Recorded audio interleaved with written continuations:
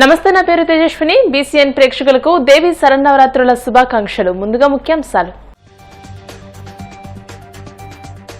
Super GST ప్రయోజనాలపై రాష్ట్ర వ్యాప్తంగా భారీ ప్రచారానికి ప్రభుత్వం సిద్దం. దసరా నుంచి దీపావళి వరకు 65,000కు పైగా అవగాహన కార్యక్రమాల నిర్వహణకు సీఎం శ్రీకారం. గత 5 ఏళ్ల వైసీపీ పాలనలో రబీ పంటకు పైసా కూడా బీమా ఇవ్వలేదన్న మంత్రి అచ్చెన్న. మళ్లీ ఇప్పుడు సిగ్గు లేకుండా రైతుల గురించి జగన్ మాట్లాడుతున్నారని ధ్వజం. ప్రజా ఫిర్యాదుల పరిష్కార వేదికలో అందిన అర్జీలను త్వరితగతిన పరిష్కరించండి. అధికారులను ఆదేశించిన కాకినాడ జిల్లా జాయింట్ కలెక్టర్ రాహుల్ మీనా.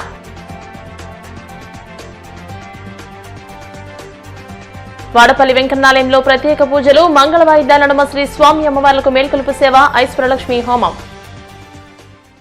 కేంద్ర ప్రభుత్వం ప్రవేశపెట్టిన నూతన జీఎస్టీ సంస్కరణలు రాష్ట్ర ప్రజల జీవితాల్లో గణనీయమైన మార్పు తీసుకురానున్నాయని, ఈ ప్రయోజనాలను ప్రతి ఇంటికి చేరవేసేందుకు భారీ అవగాహన కార్యక్రమాన్ని చేపడుతున్నామని ముఖ్యమంత్రి చంద్రబాబు ప్రకటించారు. సూపర్ 6 పథకాల మాదిరిగానే ఈ సూపర్ జీఎస్టీ కూడా ప్రజలకు ఎంతో మేలు చేస్తుందని ఆయన అన్నారు.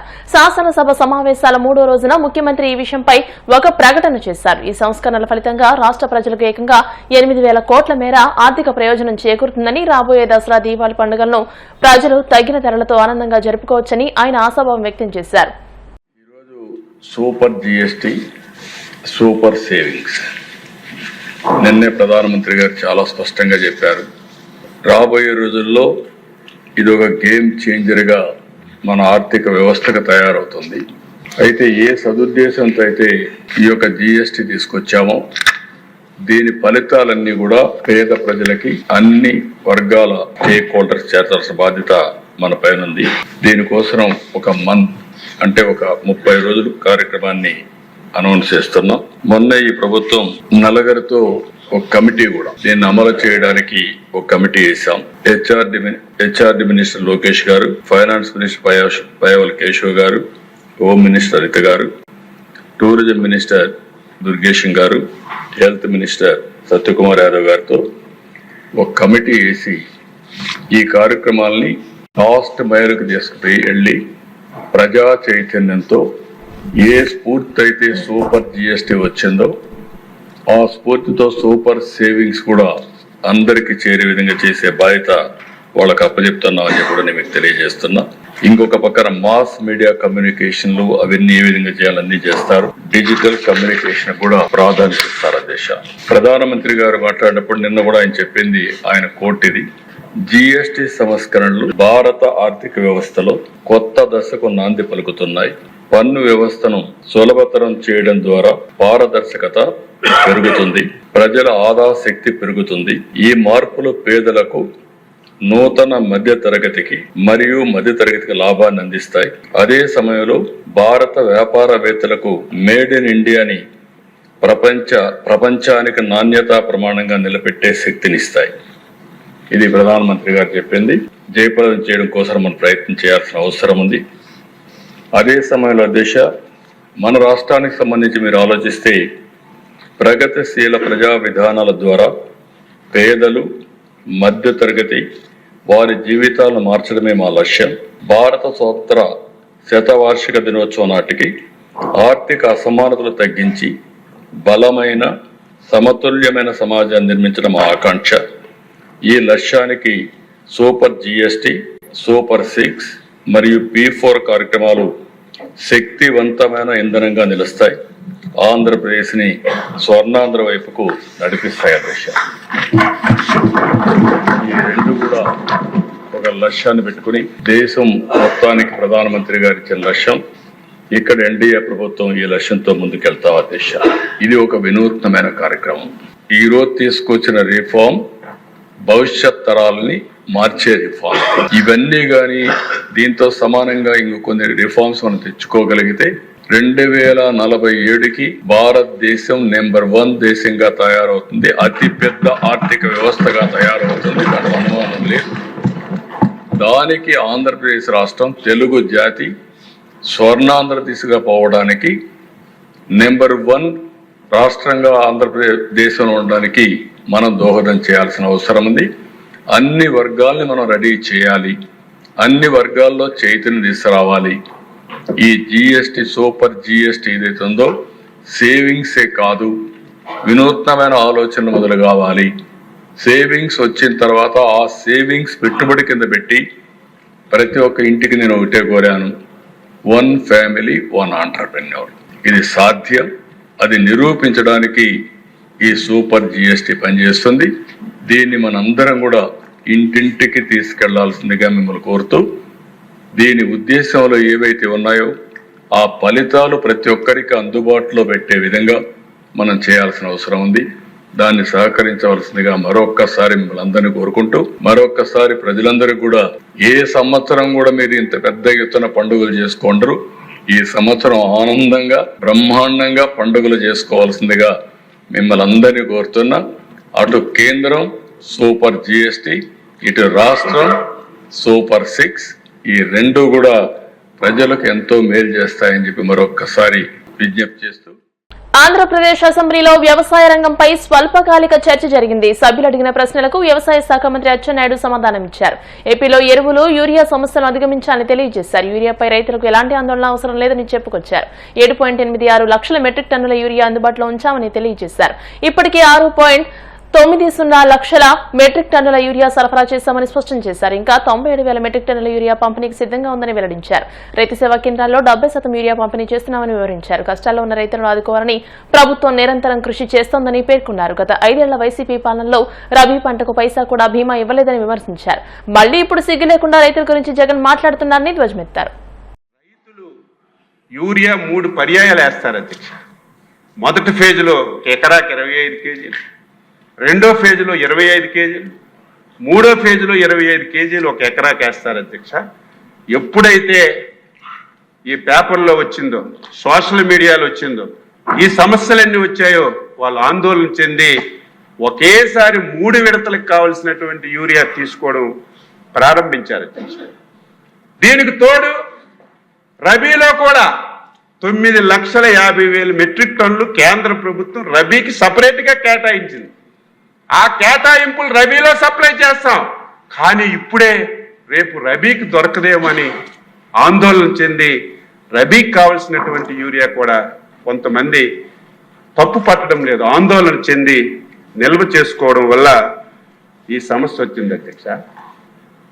10 రోజుల్లో మళ్ళీ ముఖ్యమంత్రి గారు అధ్యక్ష ఎప్పుడూ చూడలేదు ఈ 14 మాసాల్లో ఒక వాట్సాప్ యాప్ పెట్టుకొని చిన్న దగ్గరలో మంచైనా చెడైనా చిన్న యాంటీ ఐటెం వచ్చినా, ఎక్కడ లాస్ ఉందన్నా, ఎక్కడ తక్కువ ఉందన్నా ప్రత్యేకంగా పర్యవేక్షించడమే కాదు, ఎప్పటికప్పుడు కేంద్రంలో ఉన్నటువంటి రసాయనాల శాఖ మంత్రి నడ్డా గారితో మాట్లాడి మన దానికంటే ఎక్కువగా సప్లై తెచ్చుకొని ముఖ్యమంత్రి గారు సూచనలు సలహాలతో ఇప్పుడు ఎరువుల సమస్య, యూరియా సమస్య అధిగమించారు. అయితే మనం కేంద్ర ప్రభుత్వం అడుగుతుంటే ఇస్తుందని చెప్పి ఎంత కావాలంటే అంత తెచ్చుకొని మనం ఆ యూరియాని పొలంలో వేస్తే మన పరిస్థితి ఏంటి, మన భవిష్యత్తు ఏంటి? మనకు కూడా విపరీతమైనటువంటి జబ్బులు వచ్చి చనిపోయే పరిస్థితి వస్తుందండి. దయవుంచి రైతులకి ఎవరు ఆందోళన చెందవలసిన అవసరం లేదు. ఇప్పటికే 6.22 లక్షల మెట్రిక్ టన్నుల యూరియా అవసరం కాగా 7.86 లక్షల మెట్రిక్ టన్ను యూరియా అందుబాటులో ఉంచాం. ఇప్పటికే 6,90,000 మెట్రిక్ టన్నుల యూరియా సరఫరా చేశాం అధ్యక్ష. ఇంకా 97,000 మెట్రిక్ టన్నుల యూరియా ఈ షాపుల్లో కానీ, అటు ఆర్ఎస్కేల్లో కానీ, డీలర్ల దగ్గర కానీ సిద్ధంగా ఉంది. కలెక్టర్లకు ఆదేశాలు ఇచ్చాం, ట్రాన్స్పోర్ట్ ఛార్జీలు మేమే పెడతాం. ఒక ఆర్ఎస్కేలో ఉండి ఒక ఆర్ఎస్కేలో లేకపోతే వాళ్ళ దగ్గరికి వెంటనే ట్రాన్స్పోర్ట్ చేయమని చెప్పాం. ఒక జిల్లాలో ఉండి ఒక జిల్లాలో లేకపోతే జిల్లా నుంచి జిల్లాకు కూడా మార్చుకొని ఎక్కడ యూరియా సమస్య లేకుండా చేయమని చెప్పాం అధ్యక్ష. ముఖ్యమంత్రి గారు కేంద్ర ప్రభుత్వంతో మాట్లాడడం వల్ల మళ్ళీ 2.10 లక్షల మెట్రిక్ టన్నుల యూరియా రాష్ట్రానికి కేటాయించారు అధ్యక్ష. గత 10 రోజుల్లోనే 1,00,000 మెట్రిక్ టన్నుల యూరియా రాష్ట్రానికి చేరుకుంది. మరొక 15 రోజుల్లో ఇంకొక 1,10,000 మెట్రిక్ టన్నుల యూరియా మన రాష్ట్రానికి వస్తుంది. ఎవ్వరూ ఆందోళన చెందవలసిన అవసరం లేదు. అందరికీ యూరియా ఇస్తాం, మీరందరూ కూడా సహకరించమని చెప్పి కోరుతున్నాం. రేపు భవిష్యత్తులో ముఖ్యమంత్రి గారు ఒకటే చెప్పారు, విపరీతం వస్తుంది, ఏమవుతుందో తెలియటం లేదు, లెక్కకు అందడం లేదు. అందుకే నెక్స్ట్ రబీ నుంచి ఈ క్రాప్ ఆధారంగా ఆధార్ కార్డు అనుసంధానం చేసి ఏ రైతు పంట పెడుతున్నాడు, ఏ రైతుకి ఎంత యూరియా కావాలి, అవసరమైతే డోర్ డెలివరీ చేసేనే ఇద్దాం. మనం ఒక పద్ధతి మీద యూరియా ఇవ్వకపోతే మొత్తం భూములన్నీ పోయి క్యాన్సర్ వచ్చే ప్రమాదం ఉందని స్పష్టంగా ముఖ్యమంత్రి గారు ఆదేశాలు ఇచ్చారు. ఆ ఆదేశాల ప్రకారం రేపు రబీ నుంచి ఆ విధంగా చేస్తామని చెప్పారు. మాట్లాడితే నేను రైతు సేవా కేంద్రాలు పెట్టాను, యూరియాకి సమస్య లేదు. ఈరోజు రాష్ట్ర ప్రభుత్వం రైతు సేవా కేంద్రాల్లో ఒక్క బస్తా ఇవ్వడం లేదని పాత్రికేయులు మీటింగులు పెట్టి నిస్సిగ్గుగా, ఈ సమాజం ఏమనుకుంటుందో తెలియదు, కనీసం వాస్తవాలు ప్రజలకు తెలిసేటప్పుడు అసహించుకుంటారని తెలియకుండా ఇష్టానుసారంగా మాట్లాడుతున్నారు. ప్రజా ఫిర్యాదుల పరిష్కార వేదిక కార్యక్రమంలో అందిన అర్జీలకు సత్వర పరిష్కారం చూపాలని కాకినాడ జిల్లా జాయింట్ కలెక్టర్ రాహుల్ మీనా అధికారులను ఆదేశించారు. కాకినాడ కలెక్టరేట్ వివేకానంద హాల్లో జిల్లా స్థాయి పీజీఆర్ఎస్ కార్యక్రమం జరిగింది. కార్యక్రమంలో జేసీ రాహుల్ మీనా, జిల్లా రెవెన్యూ అధికారి J Venkatrao, housing PD NVV Satyanarayana, BC corporation ED A Srinivasu, CPO P Trinath, DPO Ravikumar, KRCC SDC G Ratnamani ఇతర అధికారులతో కలిసి హాజరై కాకినాడ చుట్టుపక్కల నుండి వచ్చిన ప్రజల నుంచి దరఖాస్తులు, అర్జీలు స్వీకరించారు. ఈ అర్జీలను ఆయా శాఖల అధికారులకు సూచిస్తూ వాటిపై సత్వరమే సమగ్రమైన విచారణ చేపట్టి తగిన పరిష్కారం అందించాలని అధికారులను ఆదేశించారు. కోనసీమ తిరుమలగా వర్ధిల్లుతున్న వాడపల్లి శ్రీ వెంకటేశ్వర స్వామి ఆలయంలో మంగళవారం ప్రత్యేక పూజలు వైభవంగా నిర్వహించారు. మంగళ వాయిద్యాల నడుమ శ్రీ స్వామి అమ్మవార్లకు మేల్కొలుపు సేవను నిర్వహించిన అనంతరం ఐశ్వర్యలక్ష్మి హోమాన్ని జరిపించారు. అర్చకులు శ్రీ స్వామి అమ్మవార్ల వసంత మండపంలో అష్టోత్తర పూజలు నిర్వహించగా ప్రత్యేక అలంకరణలో ఉన్న స్వామిని దర్శించుకుని భక్తులు తరించిపోయారు. శ్రీకృష్ణాయ నమః, శ్రీకృష్ణ పరబ్రహ్మణే నమః, ఓం విష్ణవే నమః, పురుషాయ నమః, సత్యాయ నమః, అచ్యుతాయ నమః, అమృతాయ నమః, ఓం శ్రీయ నమః, దుఃఖ్య నమః, పవిత్రే నమః, ప్రమోదాయ నమః, హరివే శ్రీయమ్మ శ్రీ చతురం సమర్పయామి. శ్రేష్ఠా దివ్య పుష్పాదివాసిదాః బ్రహ్మ పవిత్రేణ భూతాసూర్యస్య రశ్మిభిః వాణి పూజయామి, తులసీదళం పూజయామి. స్వామి అని చెప్పి స్వామివారికి ఉపచారాలు చేయడం జరిగింది. ఈ తదుపరి కార్యక్రమంగా స్వామివారికి 108 నామాలైనటువంటి అష్టోత్తర నామ పూజా కార్యక్రమం, అదేవిధంగా శ్రీదేవి ఓం యాదవేంద్రాయ నమః, ఓం విష్ణువే నమః, ఓం చతుర్వేదాత్మకాయ నమః, ఓం విష్ణువే నమః, ఓం అచ్యుతాయ నమః, ఓం పద్మప్రియాయ నమః, భద్రాచల ప్రియాయ నమః, ఓం జగద్వ్యాపిన్యే నమః, ఓం జగత్కర్తే నమః, ఓం జగత్కాక్షిణ్యే నమః, ఓం జగత్పదే నమః, ఓం జగదాగమప్రదాయ నమః.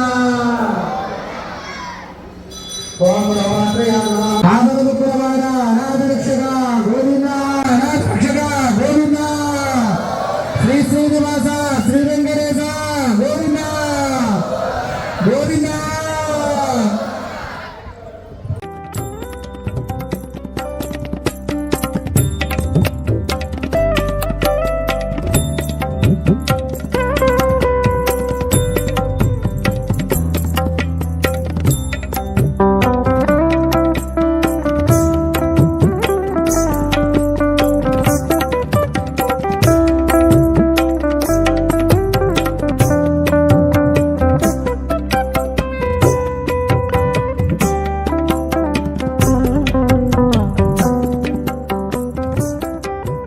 ఇప్పుడు కాసేపు ప్రకటనలు.